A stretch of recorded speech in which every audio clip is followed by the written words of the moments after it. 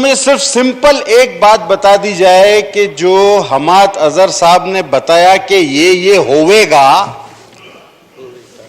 वो कैसे होवेगा? आप मुझे ये बताएं कि 8% पाकिस्तानी टैक्स भरते हैं, ये कहते हैं कि ये एडजस्टेबल है, और 90% पाकिस्तानी मोबाइल फोन इस्तेमाल करते हैं कि जो मोबाइल के कार्ड खरीदेगा वो 90% पाकिस्तानियों को कैसे पैसा एडजस्टेबल होवेगा? और सर मुझे एक बात बताई जाए कि आप जो दवाओं के खाम पाउडर पर ड्यूटी लगा रहे हैं, वो पहले दवा कंपनी का मालिक खरीदेगा, फिर उसकी दवा बनाएगा, कब बेचेगा, किसको बेचेगा, कहां से डिटेल जमा कराएगा, क्या रिटर्न जमा कराएगा जो उसको पैसा वापस होवेगा? सर वो करावेगा तो होवेगा ना सर, ये नहीं होवेगा, ये नहीं होवेगा। अब सर बात हुई कि इखलाकी जुर्रत इनमें हो, तो ये हमारे कोविड के जो हमने बड़े मिसाली काम किए उनको मान लें। सर पता नहीं हमारी याददाश्त क्यों इतनी कम हो जाती है कि शुरू में सिंध की कोविड पॉलिसी को ही वफाक ने फॉलो किया था, हम बड़े जल्दी भूल जाते हैं। और मईशत की तनज़्ज़ुली की बात आती है तो खुदा की कसम इन 99 नामों के नीचे खड़े होकर मैं कह रहा हूं, मैंने अपनी स्पीच में कहा था कि देखें कोविड अब से शुरू हो रहा है, आज से आपकी मईशत पहले ही आप लोग गलत प्लानिंग की वजह से तबाह कर चुके हो, बाद में इस कोविड को मौरूद इल्जाम ना ठहराना। इस हाउस का रिकॉर्ड उठा के देख ले, अगर आपको ना मिले जो चोर की सजा हो हमारी सजा। आपको बकौल आपके शेख रशीद साहब के तो कोविड तो हम पर अल्लाह की मेहरबानी की तरह आया है, ये जवाब रिकॉर्ड पर मौजूद है, नगा जी ने पैसे मिल रहे हैं इसके। अब इतने अरबों की जो बेकायदगी हुई ये कोविड फंड्स में, वो कहां गए? अच्छा ये ज़रे मुबादला बढ़ा देते हैं, कहते हैं जी ज़रे मुबादला बढ़ गया, ये बाहर मुल्कों से कर्जा लेते हैं, उस कर्जे को अपने जमा करके कहते हैं ये ज़रे मुबादला बढ़ गया। अब मैं ये पूरी असेंबली से सबसे हजार रुपए उधार लूं और मैं कहूं मैं तो बड़ा पैसे वाला हूं, मेरे पास तो 3,42,000 रुपए हो गए। यानी अकल की कोई बात खुदा की कसम मुझे समझ में नहीं आता कि इनके वुज़रा के सामने से होती हो। अब खुसरो बख्तियार साहब यूरिया के मसले पे कह रहे हैं कि सिंध से यूरिया अफगानिस्तान स्मगल हो जाती है। और सर जर्मनी जापान तो पहले देख लिया था एक साथ, ये सिंध और अफगानिस्तान को कैसे मिला दिया इन्होंने? यानी जर्मनी जापान तक तो ठीक था, ये सिंध और अफगानिस्तान आपस में कैसे मिल गया?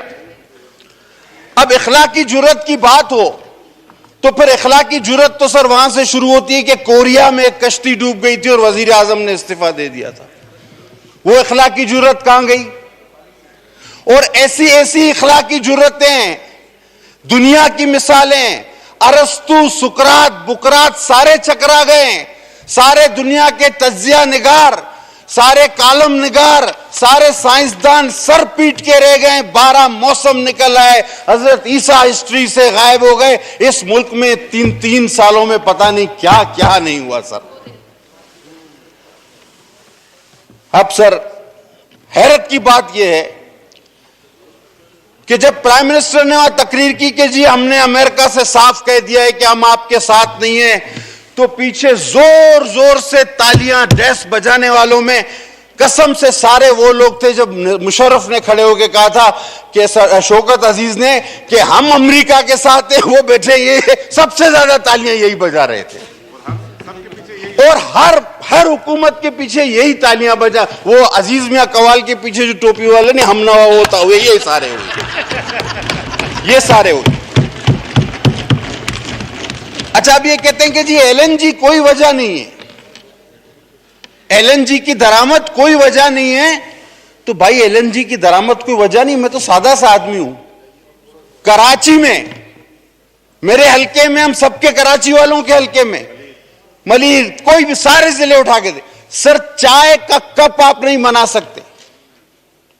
आखिर पहले भी गैस की कमी होती रही, कमी ज्यादती, लेकिन एकदम से गैस का गायब हो जाना, एलएनजी भी इसकी वजह नहीं है, तो फिर हुकूमत की नाअहली तो इसकी वजह है ना, या नहीं है? अब आप ये कहते हैं हर जगह दुनिया में महंगाई हुई। सर, मैं इत्तेफाक से 10-12 दिन एक जाती नोयत के दौरे पे था। वहां पर सर, वो तो खैर बहुत ज्यादा तरक्की याफ्ता मुल्क है, महंगाई वहां भी हुई है, लेकिन वहां कम से कम वेजेस एक मजदूर के, अनस्किल्ड मजदूर के, रोज के 20,000 रुपए, रोज के 20,000 रुपए। और कोविड की वजह से वो, क्योंकि आधे मजदूर काम पे बुलाते हैं तो आधों को वो घर बैठे पैसे देते हैं।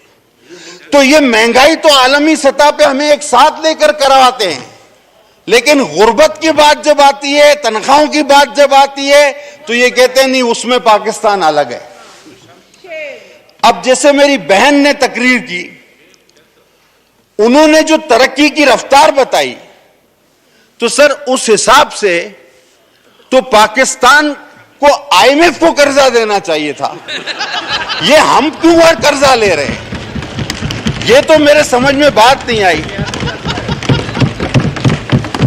बात तो सही है। और फिर ये कहते हैं कि कोविड जो है, और कहते हैं कोविड ने, देखिए हमने इतना जबरदस्त काम किया कि कोविड ने पाकिस्तान पर कोई असर नहीं डाला, और फिर कहते हैं कोविड की वजह से महंगाई हो गई। यार, पहली वाली बात सही है या आपकी दूसरी वाली बात सही है? अगर असर नहीं पड़ा तो महंगाई क्यों हो गई? और अगर आपने कोविड पे अच्छी पॉलिसियां बनाई तो फिर महंगाई नहीं होनी चाहिए थी। यानी एक ही सांस में दो जुमले, एक सच्चा एक झूठा। कौन सा सच्चा और कौन सा सच्चा और कौन सा झूठा? अच्छा सर, पेट्रोल वाकई पीपुल्स पार्टी के दौर में एक बुलंद तरीन सतह पे था, लेकिन हमने सब्सिडी दी, हमने अवाम की जेबों पे डाका नहीं डाला। आपको आज तमाम लोगों के ये अकाउंट्स नजर आ रहे हैं ना, फालूदे वाला, और ये बार बार जिक्र होता है। ये जो फॉरेन फंडिंग में क्लर्कों के अकाउंट से पैसे निकले हैं, चपरासियों के, इसका हिसाब कौन देगा भाई? यहां तो अल्लाह बचाए मेरे अजीज दोस्त बैठे हुए हैं दो चार, वरना तो मैं कहूंगा इंसानी कब्रिस्तान लग रहा है ये। कोई नहीं है, खामोशी है, एक हू का आलम है। तो मेरे कुछ बहुत ही मोअज़्ज़िज़ दोस्त बैठे हैं, वरना कोई है ही नहीं, सारे भागे हुए हैं। अच्छा सर, अगर आप इतनी तरक्की कर रहे हैं जितना मेरी बहन ने बताया, सर एक सादा सा सवाल है। मस्ती खान साहब भी बैठे हुए, मुशर्रफ के दौर में थे उस जमाने में, तो देखे भी चुप चुप, तो इन्होंने भी बहुत तालियां बजाई थी। तो आप इतनी तरक्की कर रहे हो और मुल्क में जो आदाद शुमार बताए गए, तो आप हर जमनी इलेक्शन क्यों हार रहे हैं, ये भी बता दो भाई। अच्छा, फिर आपका जो सैंपल था केपी के, उसका जो है वो दारुल खिलाफा पिशावर, जब अभी तक योम तासीस पे मैं नहीं गया था तो मेरे दोनों हाथों में जग और गिलास थे। मैंने कहा यहां से दूध भर लूंगा, यहां से नहरे शहद भर लूंगा। मैं जब वहां गया योम तासीस पे, मैंने कहा शाबाश है पिशावर के लोगों को, और उन्होंने कुछ ही दिन बाद बता दिया, बोला अल्लाह हाफिज जी, बहुत हो गया ड्रामा, चलो। तो जब आपका 13 साल से जहां हुकूमत है आपकी, सॉरी 8 साल से, वहां आप दारुल खिलाफे का इलेक्शन हार जाते हैं और बातें करते हैं कि जी ये तरक्की हो गई और वो तरक्की हो गई। इस गवर्नमेंट में नौकरियां मिली है, बनी गाला में कुछ लोगों को नौकरियां मिली है। और हैरत की बात है कि जो पाकिस्तानी गुर्बत, कारोबार बंद होने की वजह से यहां से, जिसको सिंधी में कहते हैं लड पडाण, मतलब यहां से चले गए, सब कुछ छोड़ के वो कूच कर गए, उन्होंने वहां नौकरी कर ली, उन्होंने वहां छोटा मोटा बिजनेस कर लिया। ये ऐसे हुक्मरान हैं, खुदा की कसम, उसका भी क्रेडिट लेते हैं, कहते हैं देखो कितने लोग हमने बाहर भेज दिए। और वो तो भाई बेरोजगारी की वजह से, मजबूरी की वजह से तंग आकर यहां से गए, ये उसका भी क्रेडिट लेते हैं। और फिर आपने एक 150 मस्खरों की फौज रखी हुई है, और वो, हाँ सर मुझे पता है, मैं आ रहा हूं उसी तरफ में, आई कैन अंडरस्टैंड। और सर ये 150 मस्खरों की जो एक फौज है, फौज ना बोलूं, 150 मस्खरे हैं, चलो 150 मस्खरे जो हैं वो हर वक्त एक ही बात करते रहते हैं कि सब कुछ अच्छा है, सब कुछ अच्छा है। मुझे मेंगल साहब कह रहे थे कि एक शख्स को अपनी गाय बेचनी थी, उसने एक बंदे को कहा यार ये नहीं बिकती है, बेच दो। तो ले गया मार्केट, उसने कहा सुबह 10 मन, शाम को 10 मन, दोपहर को 10 मन, इस गाय की ये कहानी वो कहानी। इतनी तारीफ की, बंदे ने बोला यार अगर इतनी अच्छी है तो मैं बेचता ही नहीं उसको। तो इनका ये साथ है, ये ना बिकने वाली गाय को भी 30 मन दूध करवा देंगे। तो गाय नहीं बिक रही सर। अब तक आ जाते हैं, वैसे शॉर्ट करना है, बात तो काफी थी। अभी मेरे भाई ने बात शुरू की और उन्होंने कहा कि हमें यह भी नहीं पता कि हम हुकूमत का हिस्सा हैं और ये हुकूमत क्या करना चाहती है। और उसके बाद उसने हुकूमत पे थोड़ी तनकीद की और फिर हस्बे रिवायत अपनी तोप का रुख हमारी तरफ मोड़ दिया। तो यानी ये एक ही तकरीर में दो बातें थे, अजब है तेरी सियासत, अजीब तेरा निजाम, यजीद से भी मरासिम, हुसैन को भी सलाम। मुझे तो ये समझ में नहीं आ रहा कि आप किसके साथ हो, आप किसके साथ हो।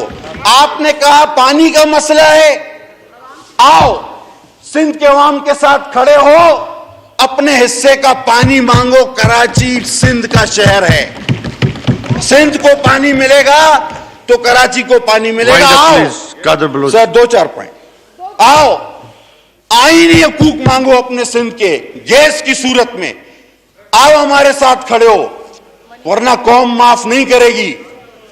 आओ ये छोटी मोटी एक आध मिनिस्ट्री के लिए छोड़ दो, गैस नहीं जलती, डिप्टी तुम्हारे घर में भी गैस नहीं जलती, घर वाले पूछेंगे, भाभी पूछेगी तुमसे भी, लिहाजा निकलो इस हुकूमत से। और गैस आईनी तौर पे इस गैस का हक हम लेकर रहेंगे इनसे। और सर हमारे पास जो लोकल गवर्नमेंट सिस्टम है, इसमें यार ये आप ही ने तो हमें समझाया था ये टाउन वाला, तो ये अभी क्यों मुकर गए हो?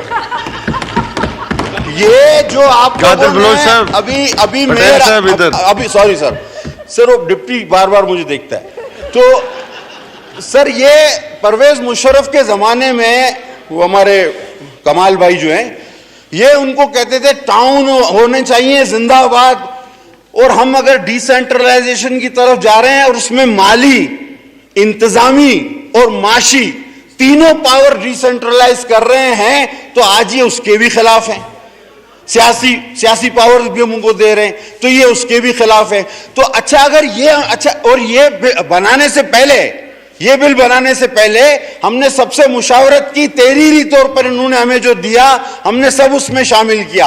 और आखिरी बात सर, ये कहते हैं कि ऐसा कोई कानून नहीं बन सकता, ऐसा कोई ये नहीं हो सकता, ऐसा कोई वो नहीं हो सकता जो आईन के खिलाफ हो। सर इस असेंबली की अक्सरियत की वजह से, नाजायज फोन वाली अक्सरियत ने इन साथियों के साथ मिलके मेरे हिसाब से 50 से भी ज्यादा ऐसे कानून रोंदे हैं, पास नहीं किए, जो आईन के भी खिलाफ थे और शरीयत के भी खिलाफ थे बहुत सारे। यार उस वक्त ये कुछ नहीं बोले, लिहाजा आज आप बोल पड़े हैं। सर मैं कम बोलता हूं, मुझे नहीं बोलना चाहिए, लेकिन ये मिनी बजट, ये दूध पर भी टैक्स, ये डबल रोटी पर भी टैक्स, आटे पर भी टैक्स। और सर आप लोगों ने क्या कोई रॉकेट खरीदा है कि आप लोग भाग जाएंगे सारे और हमको छोड़ जाएंगे यहां पर? मुझे लगता है पीटीआई वालों ने कोई रॉकेट खरीदा, ये दूसरे सैयारे पर भागने वाले। Thank you ji.